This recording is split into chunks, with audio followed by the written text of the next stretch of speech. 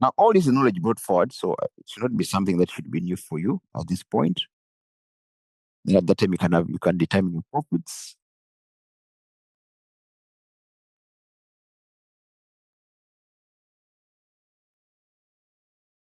From your profit less your tax, depending on the given tax rate.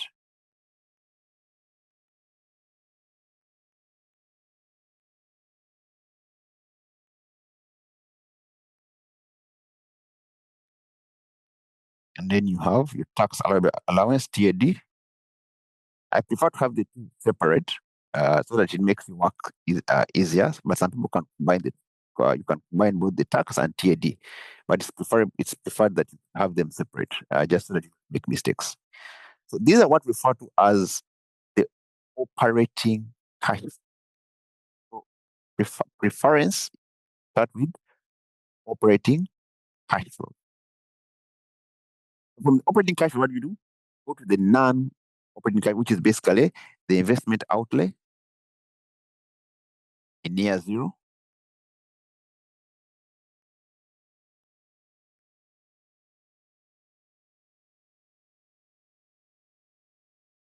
You have the investment outlay in near zero, and sometimes we have a disposable value at the end.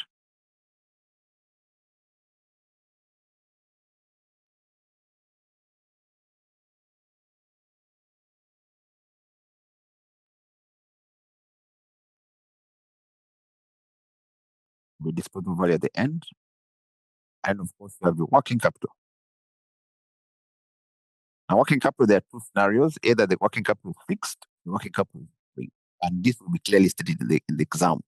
You must know how to apply fixed working capital and then working capital. But in most cases, the working capital will be recovered at the end. Whatever will be remaining, be covered at what? At the end.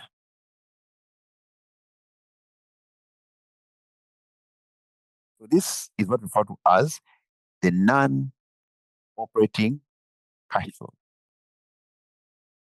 So you start with the operating cash flows, and then once you're done with the operating cash flows, then move the non-operating cash flows. The sum of the two will give you the project cash flows. When you sum up the two, you get your project cash flows.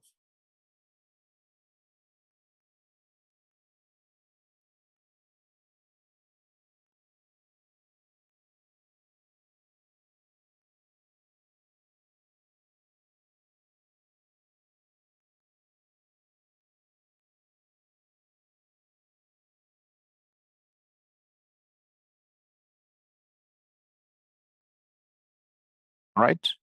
And what do you do with these ones? You then discount these ones with our, let me just highlight this. So this is the project cash flows. So at the exam, expects to be able to determine the project cash flows. You then discount them with the cost of capital, which will be our work. Either it will be given. If not given, you must be able to derive the cost of capital. This will be our cost of capital, which is basically our discount factor. And when you multiply it through your cash flows, the discount factor, what you get will be the present values.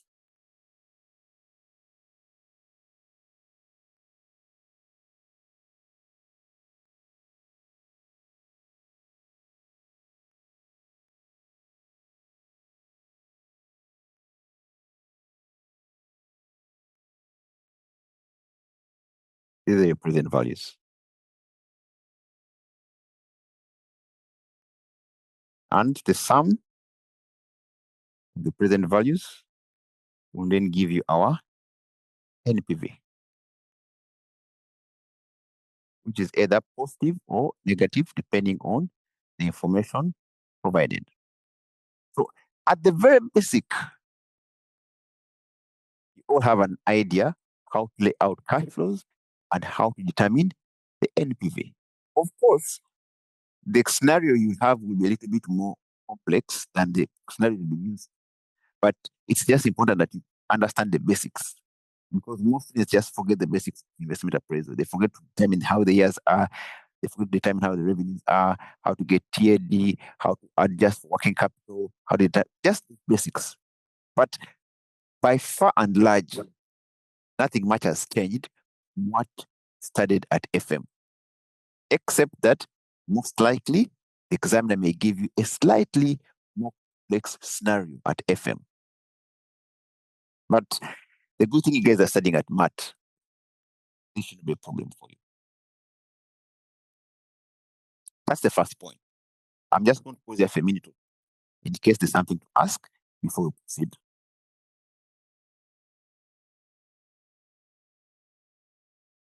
Any questions?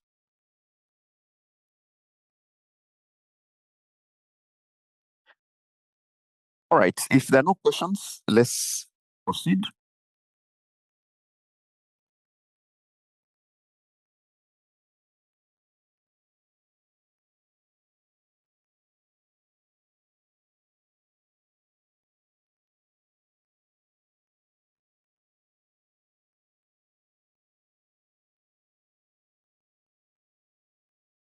So that's the first technique, is NPV. Technique number 2 is IRR. What stands for? The internal rate of return. By definition, yes. Sorry, if you have a question, please ask, because I take some time without looking at I don't take time without looking at the comments. So if there's a question, just please speak up and ask. Don't go to the chat. Just ask them. So what I was here, this simply is tax allowable depreciation, and we shall look at this later on. I'll come back and explain this, but this is tax allowable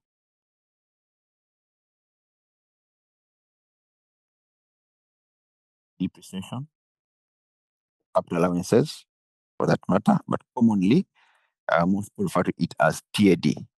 But what I was saying is that can combine the computation of tax and TAD together.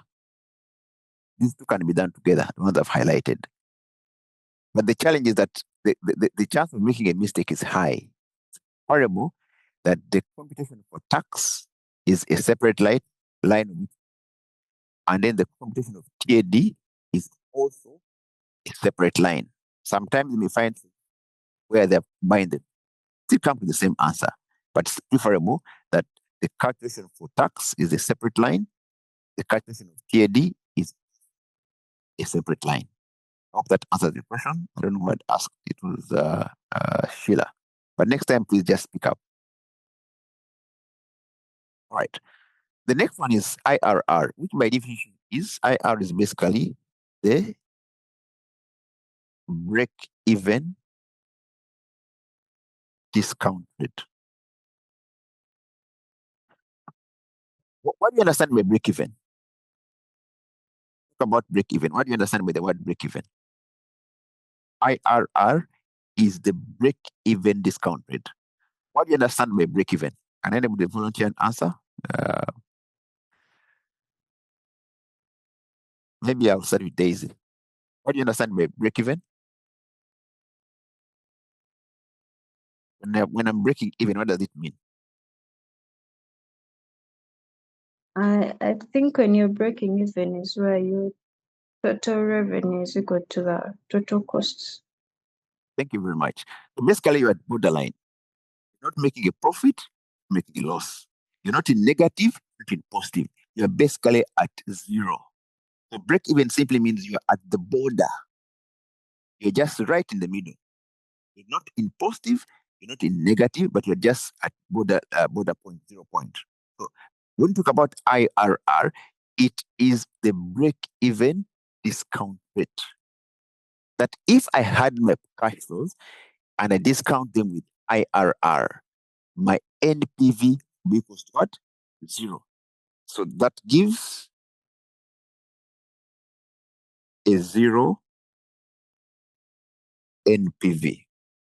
So if I get my cash flows and I discount them with the IRR, the NPV I get be 0.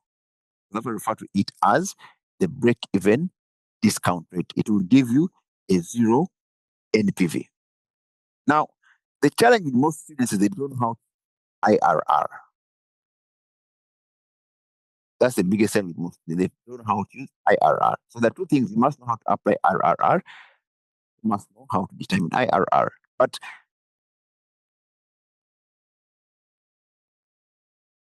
IRR is used more as a benchmark. IRR is used as a benchmark or reference rate. For example, you're all planning for your exam of AFM.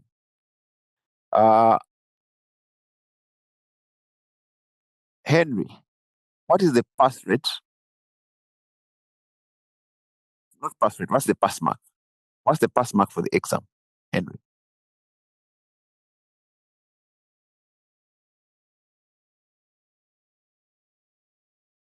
What's the pass mark for the AFM exam?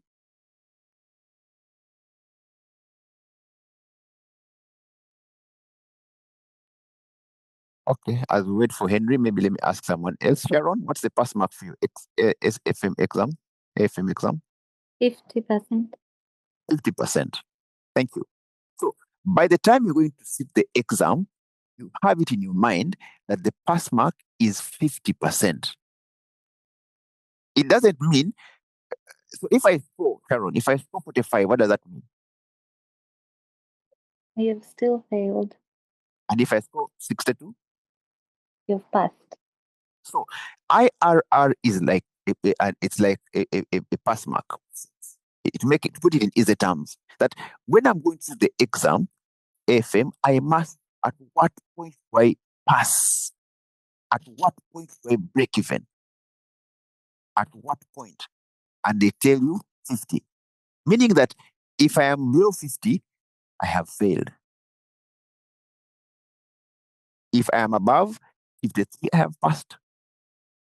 That's why we say IRR is basically a benchmark reference rate. That when you're going to undertake an investment or project, you must ask yourself, what discount rate do I break even? So that, because see how projects work. I first design a project, then I go to capital. I say, something, I think I should go and do either start up a factory, start up a farm, and this farm needs maybe 600 million, and I will sell this amount of money. This is my sale. This is my. I have my project in mind. I would employ 5 people, 10 people. What do? I now I start looking for money. Say, okay, who's going to finance me? I go to the bank. I tell the bank, this is my project. Are you going to finance me? But by the time you go to the bank, for example, you must know what rate breaks even. So when you're going to the exam, we're not saying 150. We're simply telling you, if you're below 50, you have failed. What do you do? As you go to the exam, like Sharon said, aim is above 50. That's your aim. So the same thing applies with projects. That when you have a project, you must know what rate breaks even. So your objective is to get financing at a lower rate. So that's how we apply IRR. And most of this gives them a problem. It's simply a reference rate. Most people confuse IRR with cost of capital. Cost of capital is the one we use for discounting our investment or project. And we know how to get cost of capital. We look at the cost of equity and the cost of debt. That's cost of capital. But what is IRR? A discount rate that gives you zero NPV. How do you use it? You use it as a benchmark, like a pass mark. I am going to hit AFM, I know the pass mark is 50. It doesn't mean I'm going to get 50. It simply means to be able to pass the exam, I must score about 50. I have a project. What do? I determine the break-even rate, what we call IRR. And it tells us the break-even rate is 16%. It means that if I am to break even, my cost of financing or my cost of capital must be lower than IRR. But let me just put this in context quickly. Let's just look at some quick examples here. Let's assume we have cash flows. I'll just put here 1 up to here 4. I'll put here my cash flows.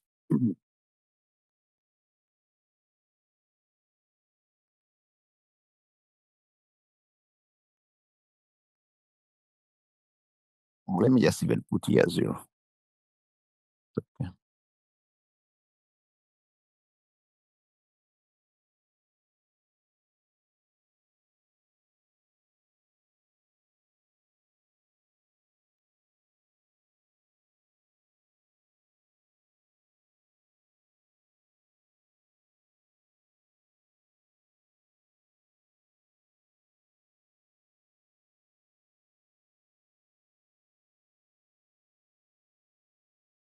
So these are our cash flows. Let's use the discount factor of 10%. I just want to explain something. This will be 1. That will be 1 plus 10% to the power negative 1.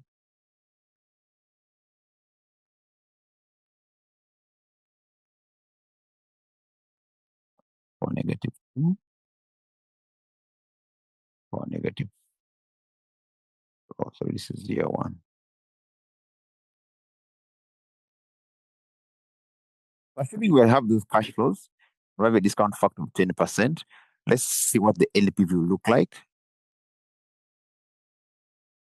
I'll get my present values here.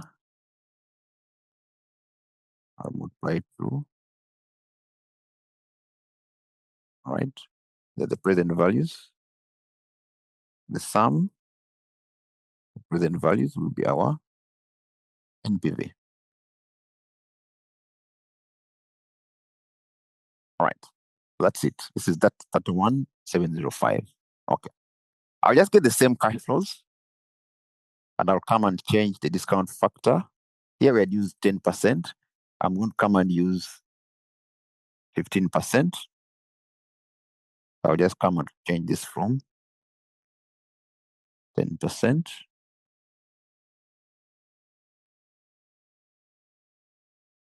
All right.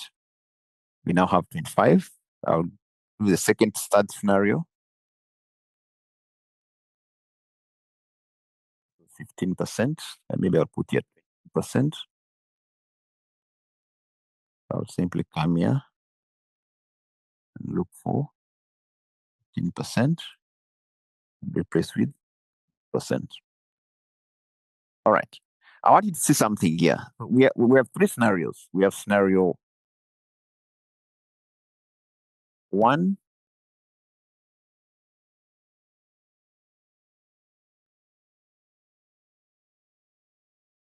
up to scenario 3. Okay, I have here the discount factor. I have here NPV. Here we started with 10%, went 15%, went 22%. And we have the corresponding NPVs here, as you can see. All right. So that's the summary of our information. So what do you think is the relationship between the discount rate and the NPV?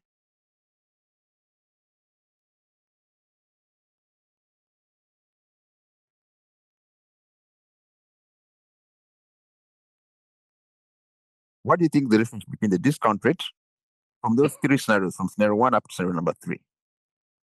There's an inverse relationship. Thank you very much, Donald. There's an inverse relationship. So please take note of this. There's an inverse relationship, meaning they move in opposite directions between the discount rate and NPV. So if you want to increase the NPV, what you need to do is to reduce the discount rate and vice versa. That if I want to increase the NPV or reduce the NPV, I must increase the discount rate.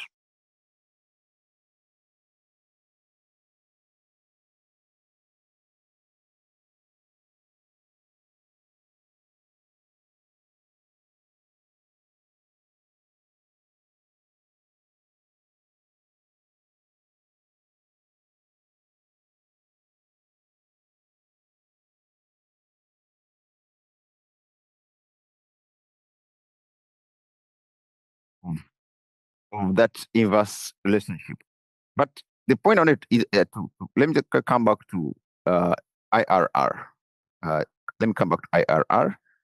And we're going to look at two scenarios. Let's say that a project, we have project X and project Y. The IRR of project X is given as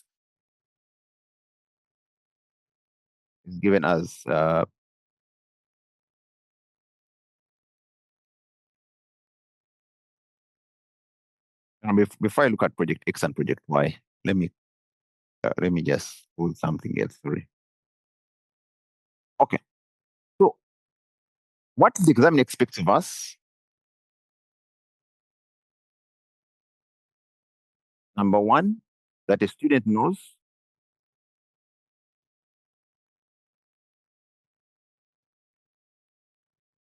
IRR. Number two, can calculate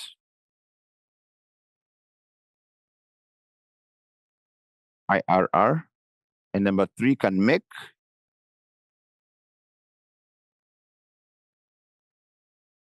a decision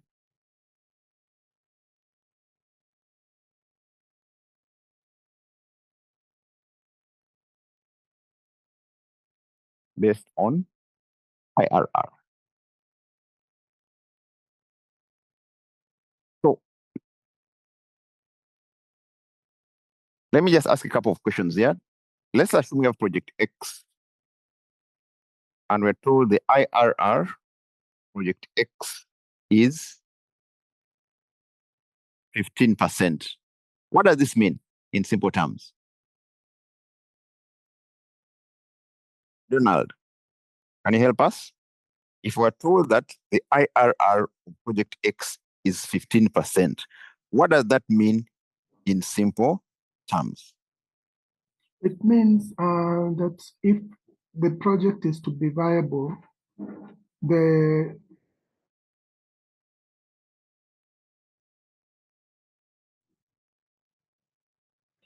because Yes. At 15, the project will be break even. All right, thank you very much, Donald. It simply means that if we discount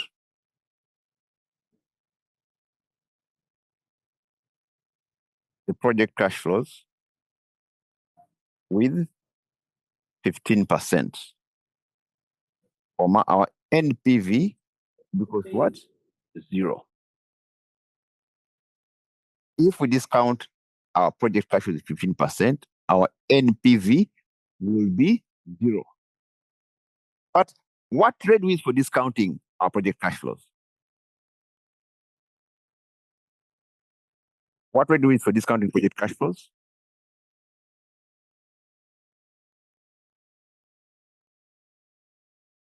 We've mentioned this earlier on. What trade we use to discount project cash flows? A weighted average. Thank you very much. We use our cost of capital to discount our project cash flow. So let's assume if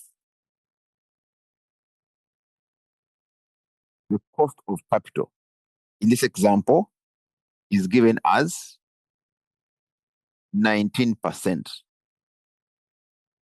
what do you think is the viability of this project investment?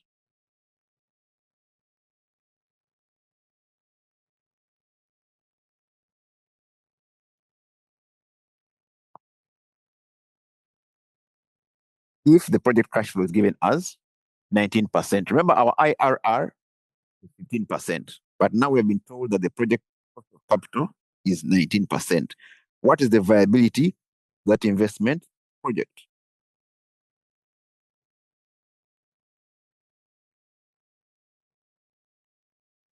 For NPV, it was very simple. For NPV, we say the viability of the project or investment is if the NPV is positive.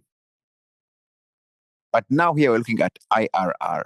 How do we use IRR to make a decision? We have determined that the IRR of a project is 15. And Donald has said correctly that what does 15% mean? 15% means that if I get those project cash flows, I will discount them. If I discount the project cash flows with 15%, my NPV is 0. And Sharon has told us that when we are discounting our project cash flows, we discount them using the company's cost of capital. Assuming we are told that the company's cost of capital is 19%, in this instance, what is the viability of the project?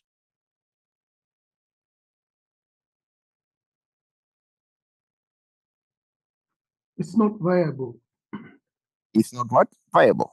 Correct. Because remember, we said there's an inverse relationship between the rate for discounting and the NPV.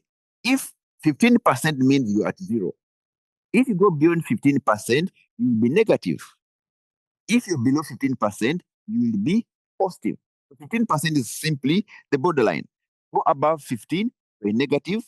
Go below 15, you're positive. Why? Because earlier on we said, like Donald said earlier on, we have an inverse relation between the rate we use for discounting and our NPV. So the point I want to say here is that how do you use IRR for decision making? It is simple. If the IRR is lower than, let me put it the other way around. If the cost of capital is higher than the IRR, like in this example, the project will be unviable because you have a positive, so it will have a negative NPV.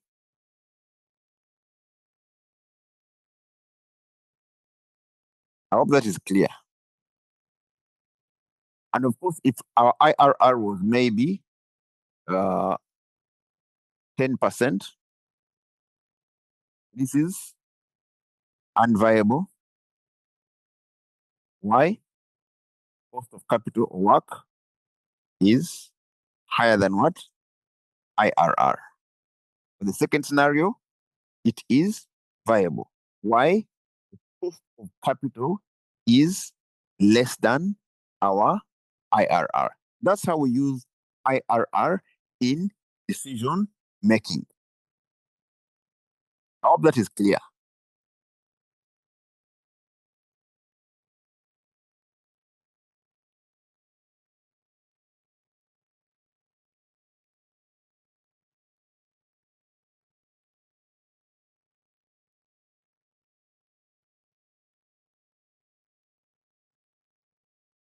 Any questions?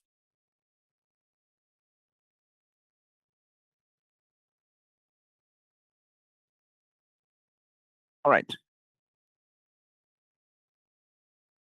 So the next one was looking at another scenario. We have two projects, Project X and Project Y. But let me start with NPV first.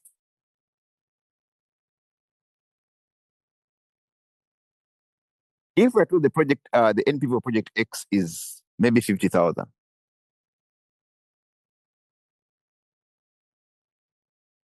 And the NPV of Project Y is, say, 75,000. If I was to choose between X and Y, which project would I choose on the basis of NPV? We'll take Project Y. Thank you very much, Sheila. We'll take Project Y on the basis of what? But let me just correct that statement, just make it easier. The two projects are acceptable because all of them have positive NPVs. However, if we were to make a choice between X and Y, we then choose Y because it has a higher NPV. Just to clarify it, both projects are acceptable, but if we were to make a choice between X and Y, then choose Project Y because it has a higher NPV. That is in regards to NPV. Now let's come back again and look at, I want to come back and say, we have two projects here. We now have the IRR. Project W and Project Z.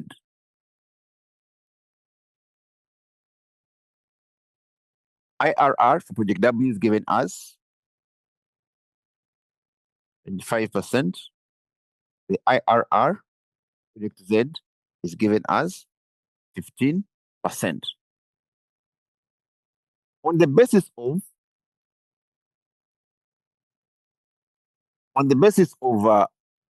IRR between Project W and Project Z, which one would you choose?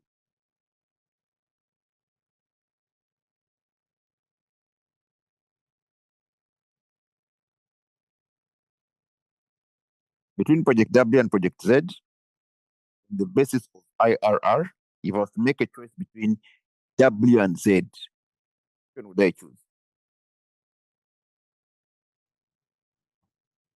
I would go for project W. Give me a wider leverage to lower. All right, thank you very much, Donald. You're very correct that between project Z and W, I would choose project W because it has a wider range. And what does Donald mean by that? He says, for example, using the same example, if our cost of capital was, for example, 5%, this would be okay. It would be positive. It would be yes for both W and Z. If our cost of capital was 10%, it will be still the same. Yes for both W and Z. If the cost of capital is 14%, it's still viable, project W and Z. But in case we increase the cost of capital from 14 to 17%, you now see that in the second scenario, project Z, the cost of capital is higher than the IRR. Why it will be yes project W, it will be a no project what? Z. Assuming we increase the cost of capital to, let's say, 23%, it will be still a yes for W and a no Z. So W has a wider range in which the cost of capital can operate in.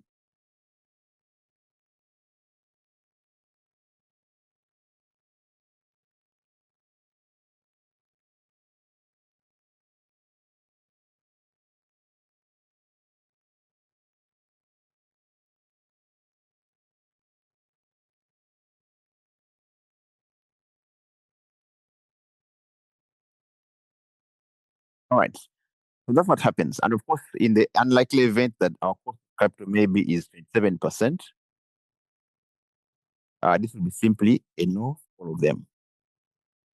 But the point on illustrate here is for you to understand how do you apply IRR making. Remember, IR is simply a reference point. It's like a pass mark in the exam.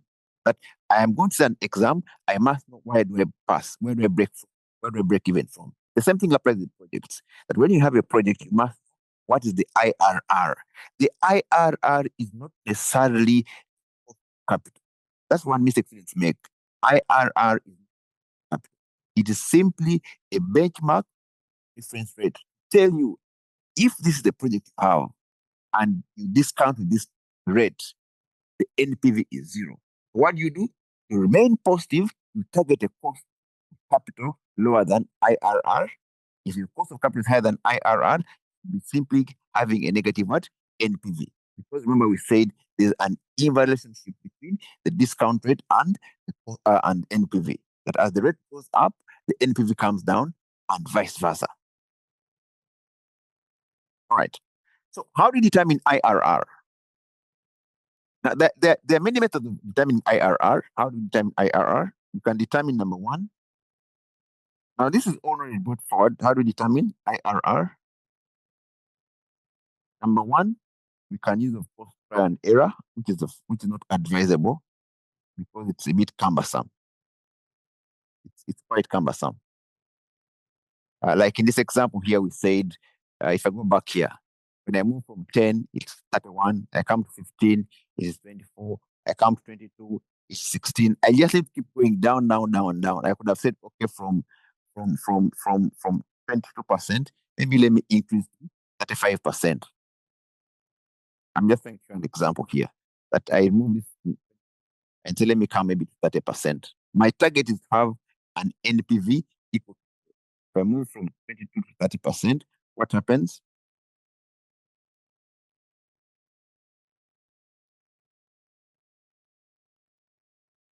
I am at 8,000. What's the objective? Objective to get 0 NPV. So this is a bit cumbersome, so advisable. Only what we advise is second method, that is number two, is what we refer to as extrapolation, interpolation.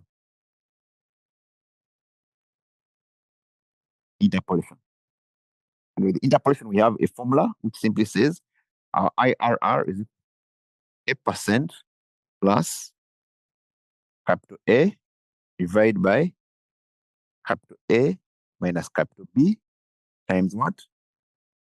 Times B% minus 8%. Now, I forgot to mention earlier on, the number of formulas I'm putting here. Please, I hope you have a formula sheet next. Just have a sheet of paper where all the formulas right here, you put them there, so that when you're trying to memorize them and revise, it becomes easier. It's referred to as the interpolation formula that is used to determine our internal rate of return. Now, I am sure I've used this formula before, but let me just describe what is 8%. 8% is discount rate that gives a positive what? Positive NPV.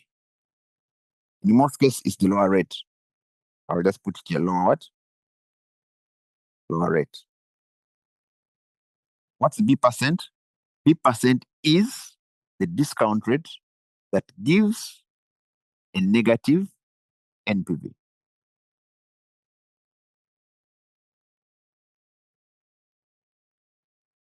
And in most cases, it is the higher what? The higher rate. And then we have capital A. Capital A is the positive what? NPV.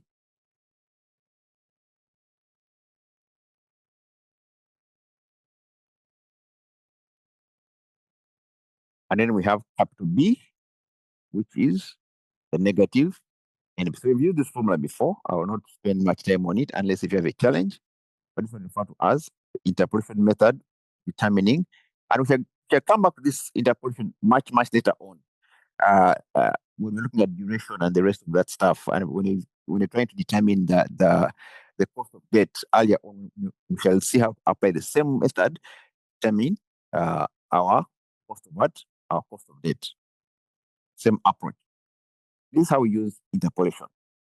Try and error, which is cumbersome and takes time. What we recommend is to use the IRR interpolation, 8% plus A divided by A minus B times B% minus 8%. This is how we determine our IRR. So the examiner expects you to be able to determine the financial viability, NPV, or using IRR. But what are the challenges of IRR? I'll quickly highlight it here. Challenges of IRR or limitations. Challenges, let me put it limitations, a better word. Number one, there are some rare occurrences, rare scenarios. One, there are some rare cash flows that give two IRRs. Not very common, some using the word rare. Uncommon cash that some you may end up having what? IRRs. So it becomes difficult to know which one is the right IRR. But most importantly is some scenarios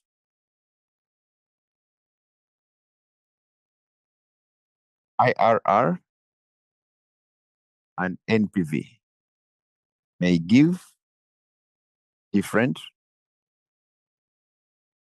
decisions. To talk about decisions is either to reject or to accept.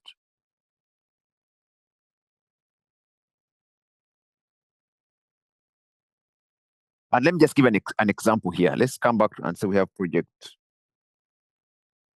X and then project Z. Project X and then project Z. And then we're told that the IRR of project X is given as 22%.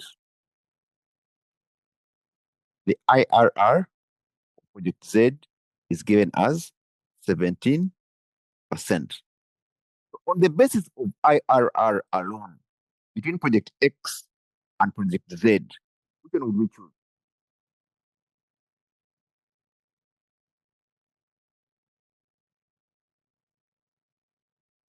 If I was simply selecting between project X and project Z, on the basis of IRR alone, between X and Z, which one would I choose?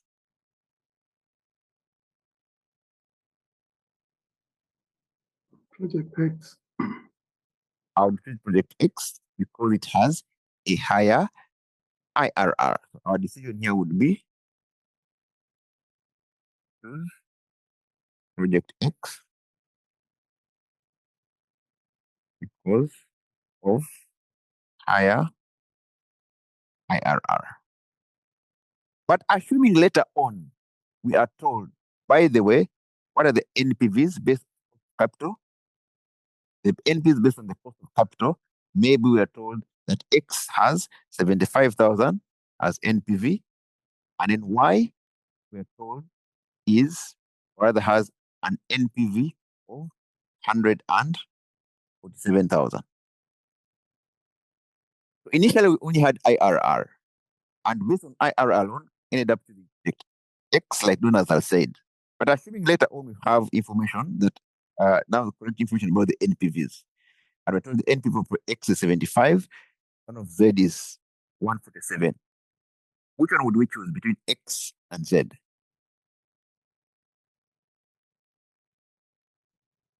We will take project Z. Thank you very much, Sheila. So here we choose project what? Z.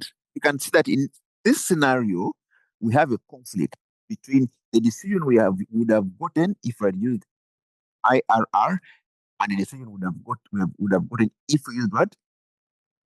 If we used the NPV. This is project what? Z, because it has what? Higher NPV. So it is quite not all the time, but it is possible that you may have a scenario where these techniques all give you different what? Decisions. For example, I would have chosen X because of IRR, but if I had NPV, then somebody else would have chosen project what? Z. So you have a situation where you have two conflicting decisions based on IRR and NPV. So to avoid this scenario, I'll just put here we have conflicting decision.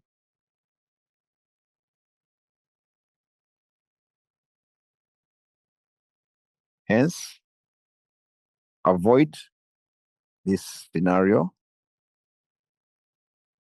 We use what we refer to as the modified internal rate of what? Return.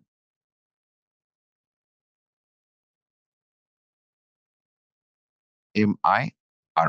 And this did not cover it at FM. I'll just highlight this. This is not covered at FM. This is something new that you're covering at advanced financial management. So there are some scenarios where we have conflicting decisions. So to avoid such conflicting decisions, instead of using the ordinary IRR, we use what we refer to as the modified internal rate of what?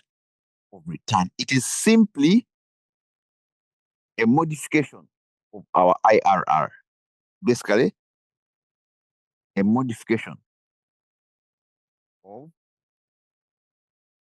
the IRR, but ensures that both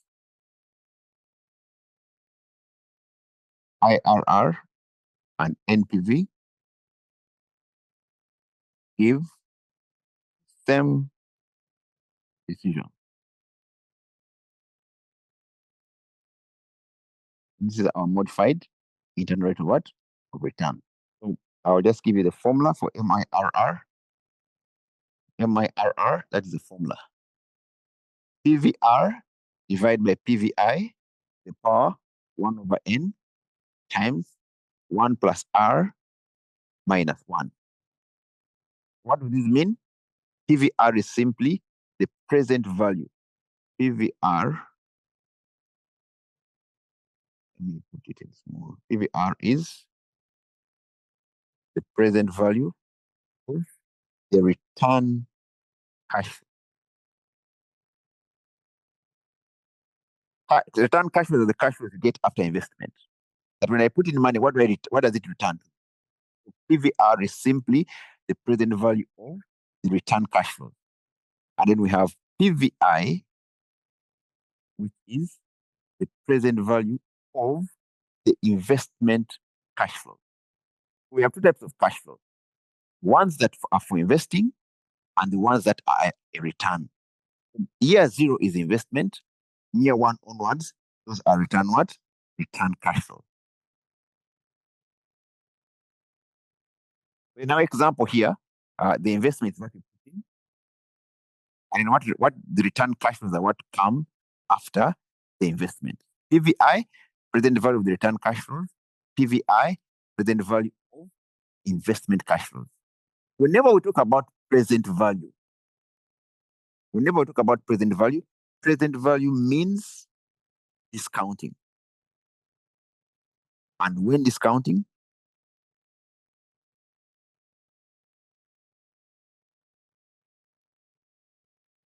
we use our WACC. The common mistake that students forget is this. Present value means cash flow after discounting. And when we're discounting, what do? We discount using our WACC. That's our PVR and PVI. And of course, our R here is basically our what? Capital. And of course, N is the number of what? Years. So this is how you can determine the modified internal rate of return. And what's the advantage? The advantage of MIRR is that you have the same decision rule between IRR and NPV. You have a scenario where any of them can give you a conflicting. Is that clear?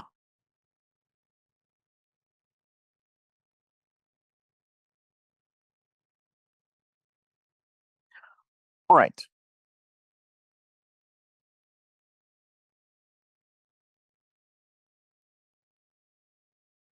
So just summarize what we have said.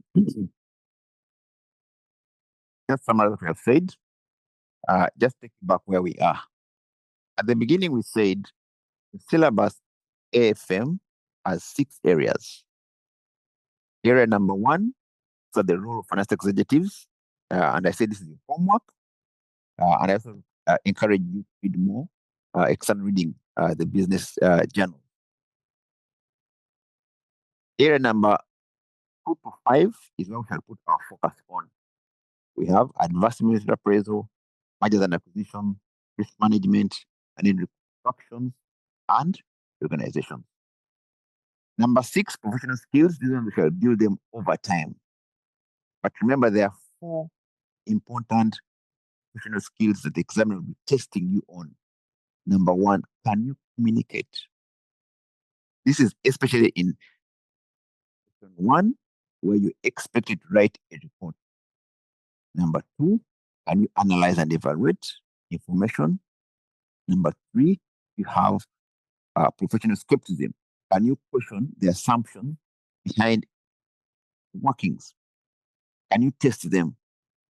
Because remember, our investments, our projects are based on assumptions. But are those assumptions reasonable?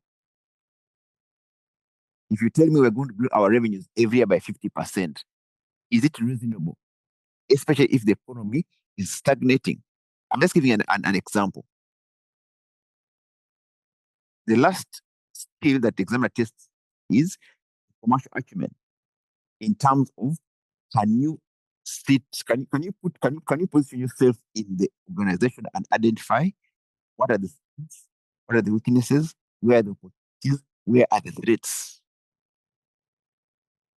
All right, but our focus is on the 4 areas. And area number 1 is advanced investment appraisal. And we said there are 5 areas here. The first one is the recap, which we are doing right now. When we finish the recap, we go to international investments. From there, free cash flows, financing impact, and then we shall wind up with the option. The recap is just tell us, what did you study earlier on? We studied the techniques of appraisal. But the purpose is simply determine whether an investment or project is financially viable. Can you demonstrate that you're going to increase shareholder value? So there are two techniques applied. We have the non-discounted techniques, and then we have the discounted technique. The primary method is NPV. What's NPV? The sum of present values.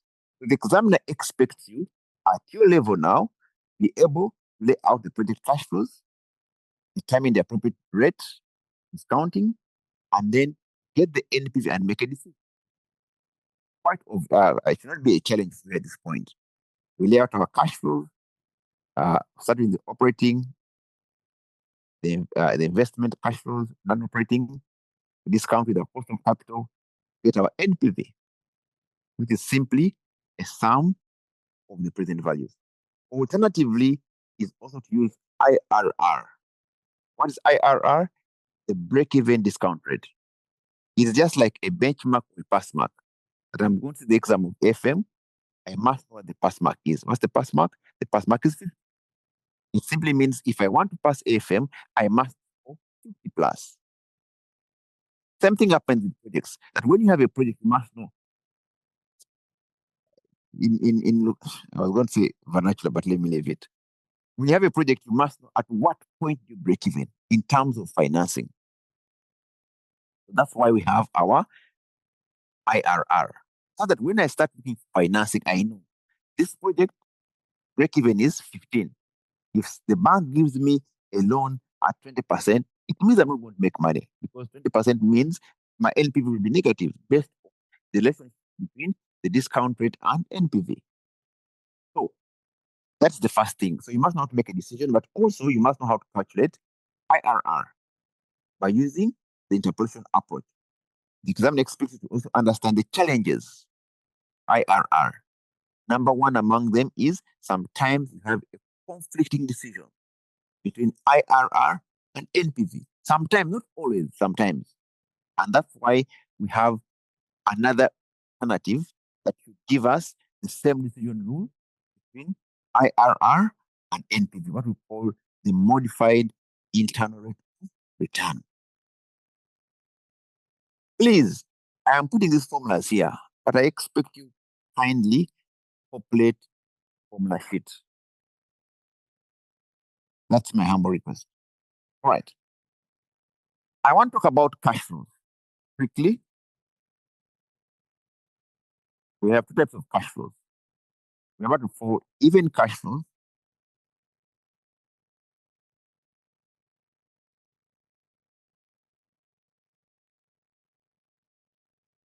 We call what for number one, and even. Let me just put it in caps. And even cash flow. What are these ones? They don't follow any pattern and vary from year to year.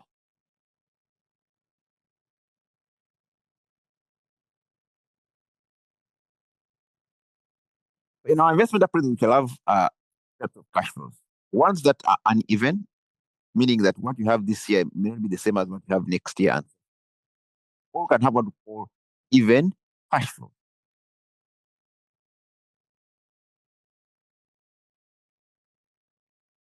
Number two is even cash flows. When I write CF is just my abbreviation cash flow. We have even cash flows on follow a pattern from year to year. So let's look at even cash flows. I'll just give an example of even cash flows. Number one, even cash flows. For example, you have year one, maybe up to year four. What are the cash flows?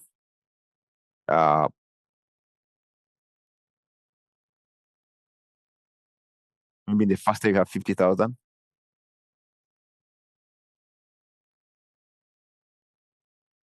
Maybe second year you have 75,000. Next year you have 30,000. There you have 100 and what? And 20,000. So you can clearly see that the cash flows are uneven. What I have this year and the same as next year and so on. And there's no pattern that I can relate. In your projects of scenarios, there are two types of cash flow that can arise. Those that are uneven, which are the most common ones. Those are the most common ones. And how do you get the present values? I simply get the discount factor, maybe 10%. I'm just giving an example. And then I discount them. Here we discount with the respective discount factor. That's what we refer to as uneven cash flow.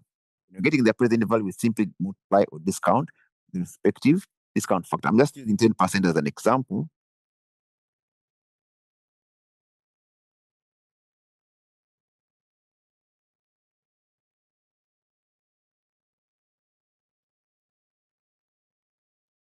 Just illustrate.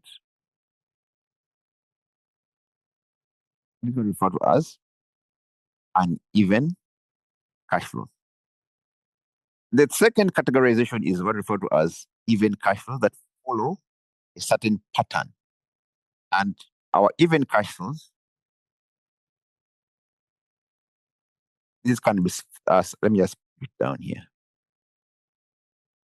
Our even cash flows, we can group them in types of two common types of cash flows. We have what referred to as perpetuities and annuities. This we can further subdivide them in perpetuities and annuity. We have an annuity, we have a perpetuity.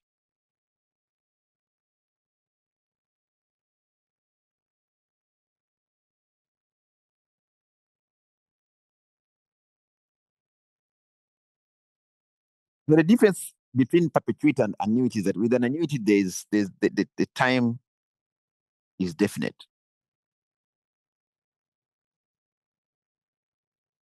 You have cash flow for 5 years, 8 years, 10 years, 3 years. The time is definite.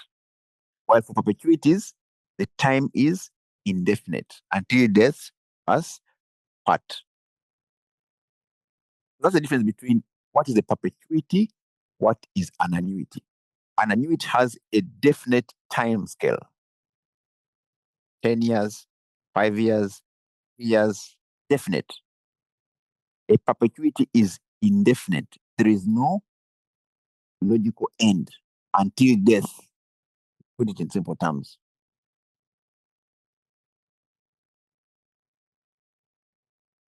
So, what happens when we have our cash flow that are annuities or perpetuities? To get their present value, we can apply, the way we get present value is the same, but you can apply a much faster method. For example, let's start with annuities. We have two types of annuities also. We have fixed annuities.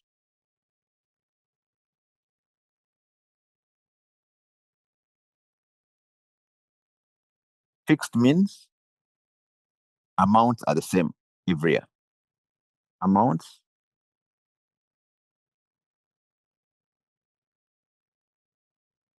the same. And then we have what we refer to as our growing annuities.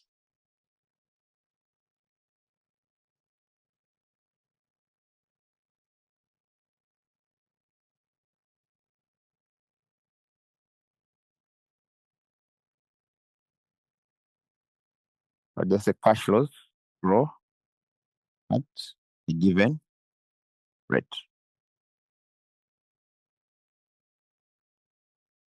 All right. So how do I get the present value of a fixed annuity? Present value of a fixed annuity, present value is simply given as the cash flow times corresponding annuity factor. And this one you can get it from the annuity factor tables. Let me just share the tables here, just in case. I'll put them on the chart.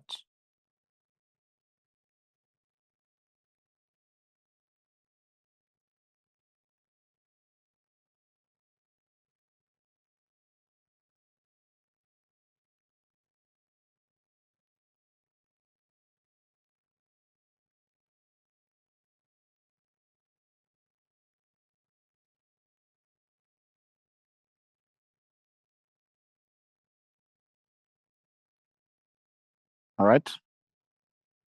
The same thing applies here. For example, for a fixed annuity, I'll just look at an example of a fixed annuity, just quickly and say year 1, year 2, up to year 4. Here you have constant cash flows. Let's take an example, 50,000. How do you get the NPV of this? You can go the long way. Okay? To get the NPV of this, I'll go the long way. The long way simply means I get the discount factor at 8%. That's the long way. But in the examiner is testing you whether you can analyze the information and apply the easier. This would have been the long way. I simply come here and multiply this corresponding discount factor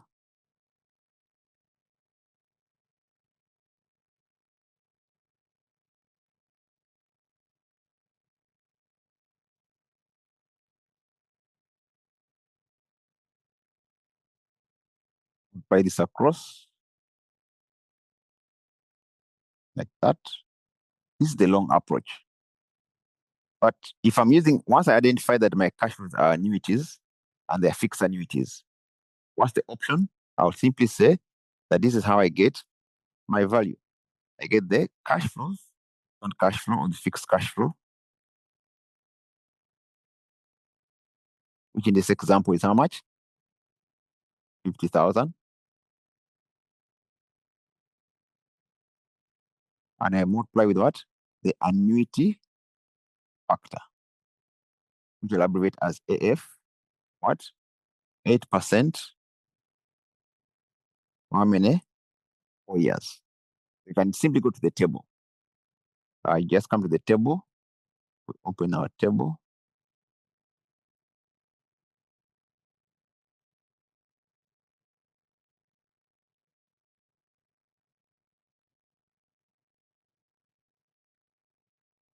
With the annuity factor table, you have 8%, 4 years is 3.3112, which is basically, you can apply the formula. It's just basically the sum of the respective discount factors. So that's how they get 3.1, the sum of the respective what? Discount factors. What will be the present value? Present value will be basically this times that. In the exam, there are 2 ways you can approach this. The longer way is just to get the present discount factor of each cash flow, but that will take you time. And remember, time is very precious, the exam. What do? And if you simply apply the annuity factor, put the tables and apply the annuity factor 8% for years, you can simply apply the formula. The formula can also be applied here. The formula here is basically, formula here is will be 1 minus 1 plus 8% power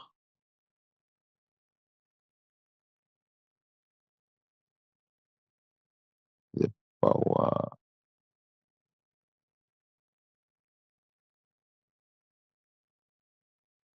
negative 4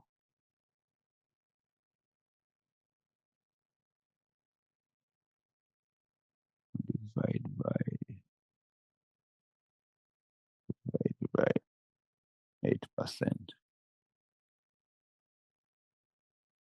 That's the formula. In case we did get the formula. All right. That's the formula. But it's basically the sum of the what? The sum of the respective discount what? Factors. Right. Not very common to have growing annuity factors, but in the event that you have growing annuities, then there's another formula we apply, and this will be provided in the exam. Be given in the what? The exam. In the event that have growing annuities, this is the formula that we use to determine our annuity factor. There you go. So my point I'm trying to tell you here is that when you're in the exam, please be able to determine what type of cash flows do I have. If they are uneven cash flows, we know what to do.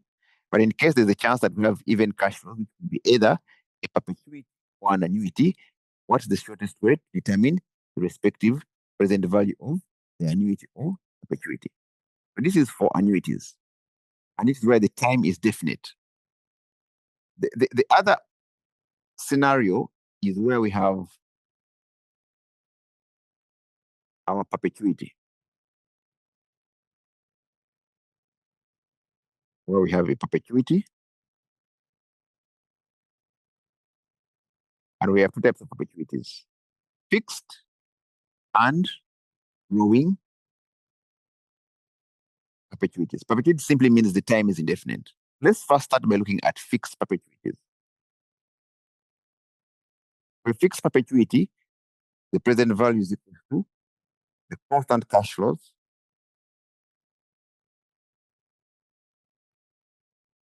divided by R. What is R? R is our discount rate, which is the same as our capital. This is how we determine the present value of our fixed perpetuity. Fixed perpetuity simply means it is the same amount every year on an indefinite period of time. For example, let me just put here so that you see. Fixed perpetuity.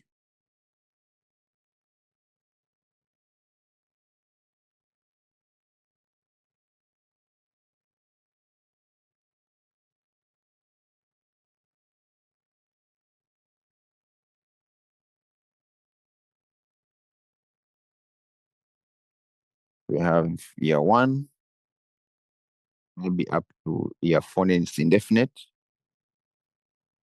no end. And how much is the amount?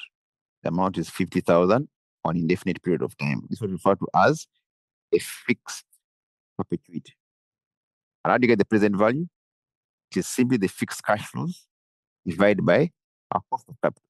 So our cost of capital is given as, let's give you an example. If I told R, which is our capital, is given as maybe 10%, then the value of our perpetuity value will be equal to simply this divided by that. It gives you 500,000. That's how we get fixed perpetuities. Alternatively, is where we have growing perpetuities at a given growth rate. At a given growth rate. For example, we have growing perpetuity.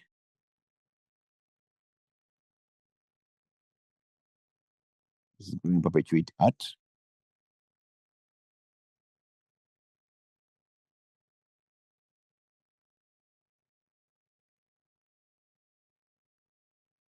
5%. The present value is determined as our cash flows times 1 plus E divided by R minus. This is a common formula that's applied, especially when it comes to valuation. You also have to get, when you're getting the terminal value of an investment or company, apply this formula quite a lot. This is how we determine the present value of our growing perpetuity. What is G? In this example, G is the growth rate. And what is R? R is our cost of capital, when we use for discounting. In such a scenario where we say we have cash flows, 50,000, growing at 5%, that means next year it will be this times 1 plus 5%.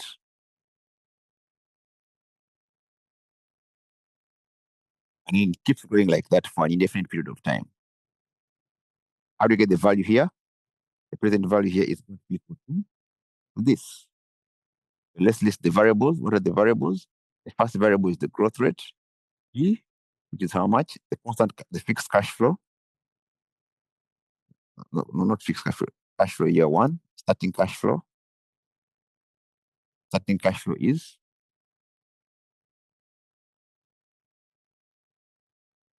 50,000. Our growth rate is 5%. Let's assume the cost of capital, for example, here is maybe 9%.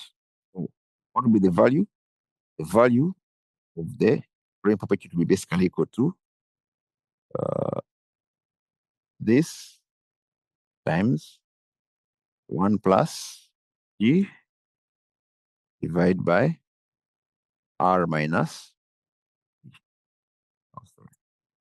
minus G. This will be the value. So these are common things, and you see when you go to valuations, there will be this format will be very common, quite common. Valuations of both debt and equity. We shall use this format quite commonly. This is how we determine our cash flows. So in the exam, please watch out. What type of cash flows do I have? Uneven, it's okay. If they're even on the full certain pattern, to simplify or save on time, you must identify whether it is if annuity or perpetuity. Annuities can be fixed, growing, and you must get the cash flows multiplied with the corresponding annuity factor. Or the perpetuities can be fixed, growing. For growing perpetuity, this is how you get the value. For fixed perpetuity, this is how you get that corresponding value.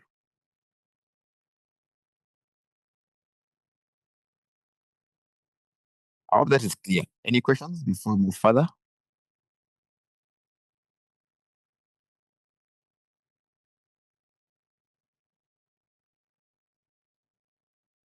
All right. Now, usually in the exam, before I go to that, I'll just put a note here. Just for it to.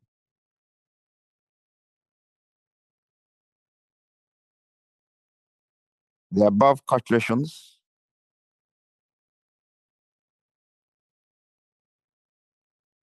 assume that the annuity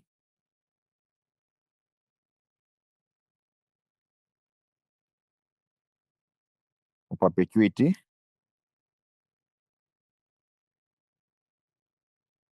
starts what? In year one. But in most cases, the examiner will not give us, will give us annuities that do not start in what? In year one. So you must know how to adjust the values accordingly. The above calculations are based assuming that. Let me just give an example. Let's look at a perpetuity. Let's look at an annuity. Let's look at an annuity, for example. And we're given an annuity which is a fixed annuity. It is from year one up to maybe year 6. What are the cash flows? In the first year, there's nothing. Here it is 0. Here it is 0. Here you have maybe 50,000.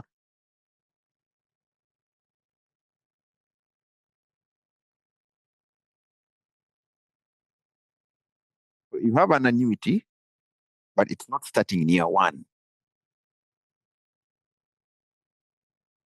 So I'll just increase this note further so that you see. I'll just say for annuities and perpetuities that don't start in year 1, what do? We discount them further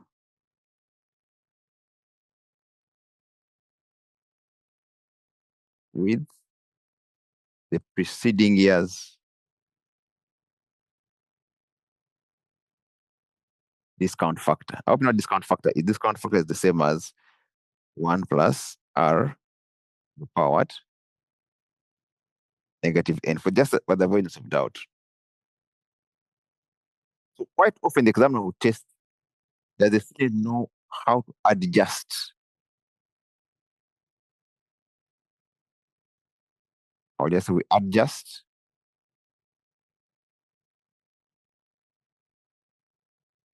by discounting them further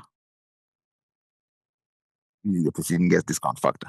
And I'm giving this example here that we have these cash flows. They're not starting in year 1. They're starting what? In year 3.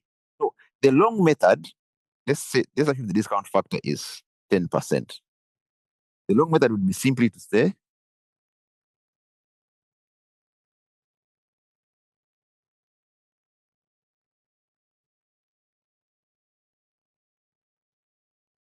this is the long method. Discount them. They use the way we discount. So I simply come and change that, the discount factors here. This is the long method, but I just want to go through it fast. The long method.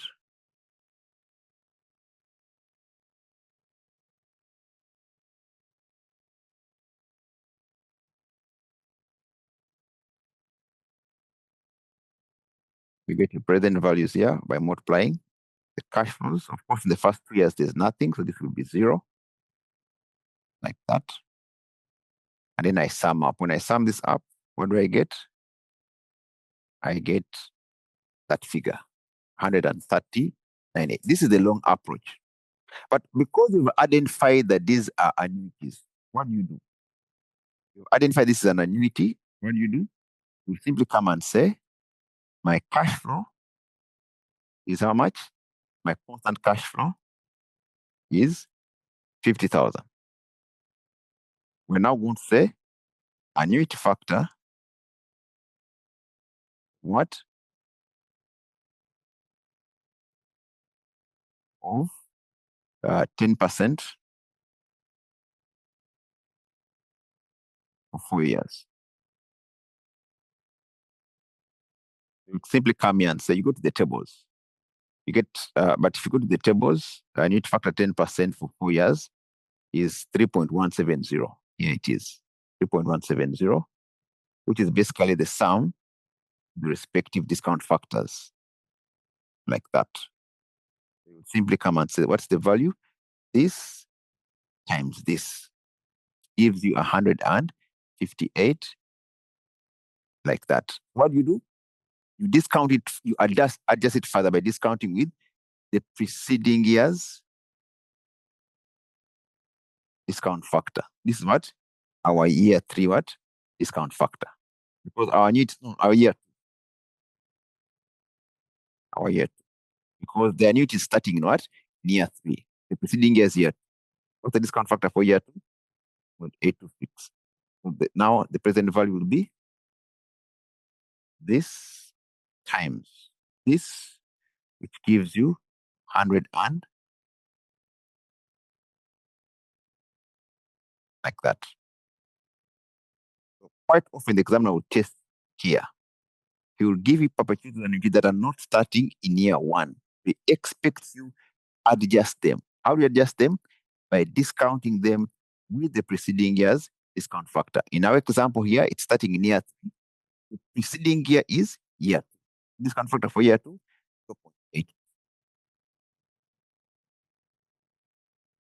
Another option you could have done, there are many options. Have said these cash flows are from year 1 up to year 6. I mean, the time period. Time period is year 1 up to year 6. You have simply said, I get the annuity factor 10% years, like that. What's the annuity factor for 10% for 6 years? If you go to the tables, annuity factor 10% for 6 years is 4.355, which is basically the sum of the respective discount factors. How many? For 6 years. There you go. And then less, because you have a time period of 6 years, but for the first 2 years there's nothing. Okay, unless I need factor 10% for years, because in the first years there's nothing. This gives you how much? 0. So now the adjusted annuity factor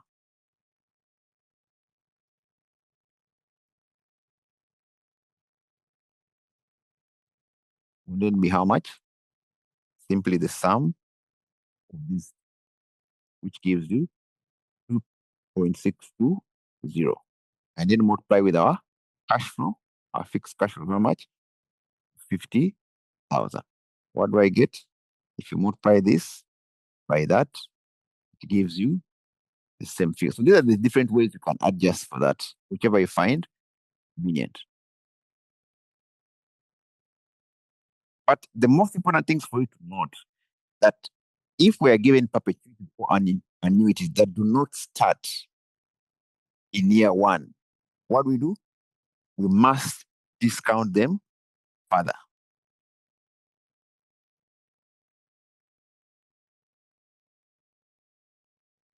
I hope that is clear. The same applies for both annuities and perpetuities, because the examiner quite often will give you perpetuities or annuities that are not starting in year one. He's just testing to see whether you have the knowledge to adjust them further. Either of these two approaches can work. This is the long approach by getting the cash flow each year and discounting the respective discount factor. This is the shortcut using the annuity factor. We'll get 6 years, move 2 years, which are not there, remain with year 3 to year 6, which is 2.620, multiply with the respective fixed constant cash flow. All right.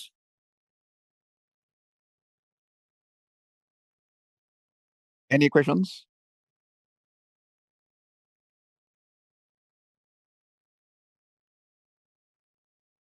Okay. I assume silence means we're okay. So what do we go to next? Like I said, all this is recap, but whatever I'm recapping here is 100% examinable. And the examiner makes the assumption that you are very knowledgeable in these matters. So that's why I'm just taking time, first class, just for us to go back and say, what did we study earlier? And what is new? So for what is new, what we've covered here, so for what is new is only MIRR. That's what was not covered at FM. Okay. The next number, that was number 1. Number 2, I want us to look at number 1 was techniques of investment appraisal. This. So number 2, I want to see how we discount for what? How we adjust for taxation. This is number 1. Number 2, how do we adjust for the impact of taxation? Our investment appraisal.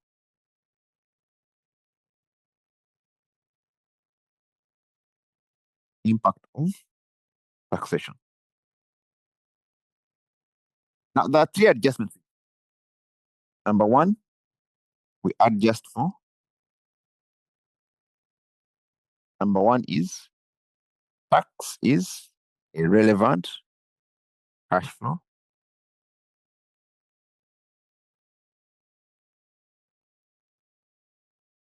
The second impact, number 2, is tax allowable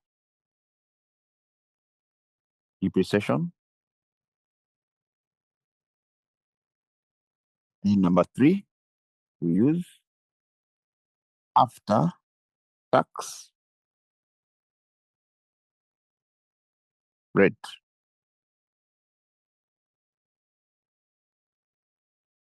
For discounting. So these are the 3 adjustments we do in relation to taxation. Number 1, tax is relevant cash flow. Number 2, we must adjust for tax allowable depreciation. Number 3, when we're discounting, the rate we use for discounting must be the after-tax discount rate. All right, so we'll stop here for today. We shall resume tomorrow, same time, 6 p.m. Any questions before we wind up for the day? I'll share this with you. I'll share this working more about it. But let me put it on the chat here. Let me put it on the chat.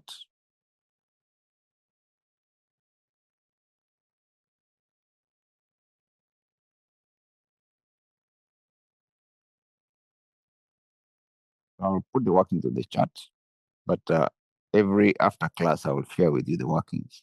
You don't have to worry about whether you have the notes. Let me just put it in the chat.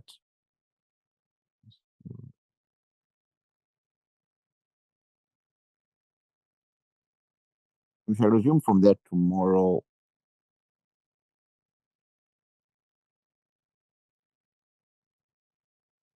evening.